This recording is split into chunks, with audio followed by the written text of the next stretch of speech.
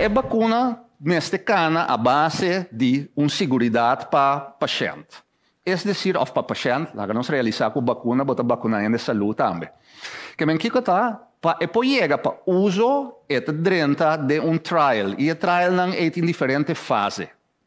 A fase promete que o uso de vacuna é grupo mais chiquito de gente, variando de 20 para 80 gente assim. Caminha para vai testar se a vacuna aqui não tem efeito daninho para a gente. Se ele não vira malo de jeito e se ele não ganha certa reação com ele. Ora, bota claro que se bota vai para de duas fases, que a fase caminha bota sigue controlar se com grupo mais grande.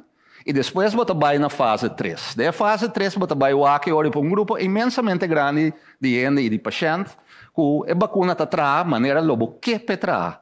E agora que den e trial é nang a test a base de kunang kera waxi ora bom a vacuna e bono infectar ou não mira malo. Ora é seita claro. E ora é vai para a agência nang que tem que regular demo país, FDA na América, EMA na Europa, Gezondheidsraad na Holanda e seca nós também, para WAC, para ganhar e permite para poder usar.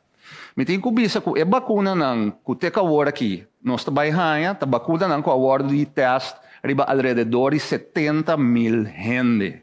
A base de 70.000 gente a teste não para WAC, se não está claro para ordem usar. Tem uma pergunta que me nestra assim que me quer pôr um tique atenção riba de também tá. Que nós temos que realizar que o mundo científico cambia. É decir, que o mundo científico tem diferentes coisas que está caminhando sumamente bom. E se apone que, por exemplo, o processo de trazer uma vacuna, que antes era passado de toda fase aqui, para na final chegar na produção, a de, o qual estava normal 5 anos, a vira agora que tem 1 ano. Agora, bom, novembro, na 2019, nós topa e virou aqui para o primeiro B. E a vacuna estava clara eigenlijk novembro, dezembro ano passado. Que é algo espetacular, que vai hopi bom. E tem outra fase que nós temos que realizar também para que ela vai assinalar, para sobre o mundo desenvolver, tem problema com o vírus aqui. E se o bom país não invertir incrivelmente hopi em desenvolvimento.